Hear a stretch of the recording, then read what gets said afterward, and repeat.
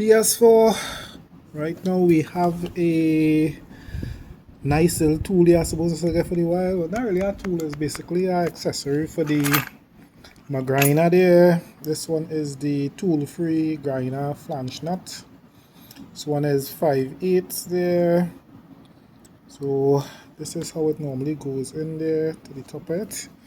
Compared to this one, I need the key on top there. When I bought it, it didn't come with this one there, so I had to pick up one to help me change these tools and them. I mean this and them pretty easy. Sometime I know I was using it and couldn't remember where I put the tool and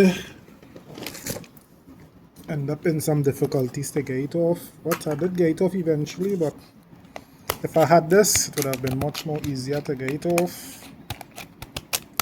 So I really needed to get one, so it finally arrived. So let's get into it here. So this is how it looks there. You can see you could flip it down, so that's when you're grinding, that part wouldn't be up in the air. Nice and shiny there. Let's see if you could get it back up easy. See, yeah, it does have a little space there, so you can kind of put your finger or your nail underneath it. It isn't flat like going straight around. Yeah, so we try it on and see how it looking there. Just to this side. So this is how it normally does be on the grinders. I normally use the key and stuff to get it out. See, is it the same size as this? Yeah, looks like the same size. Looks like nothing really that different on it. So raise it back up. Put on the blade flat and make sure I could go straight down without touching anything. Let's see how far it is here. So it does have space on it. Hold on the back best to lock it and get a nice tighten down, and then you can just flap it back down there. So everything is nice there.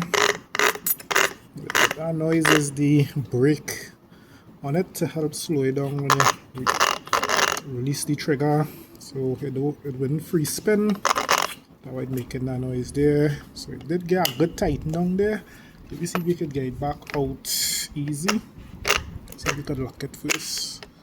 Alright, nice. So yeah, so we getting it back out easy. Compared to this, if I tighten it down real tight with the other one, I have nothing to grip on or anything there. You need the key or you need to hold the disc and try to get it out, or use some kind of tool like a channel lock or something, slipped in pliers, some kind of thing to try to hold it.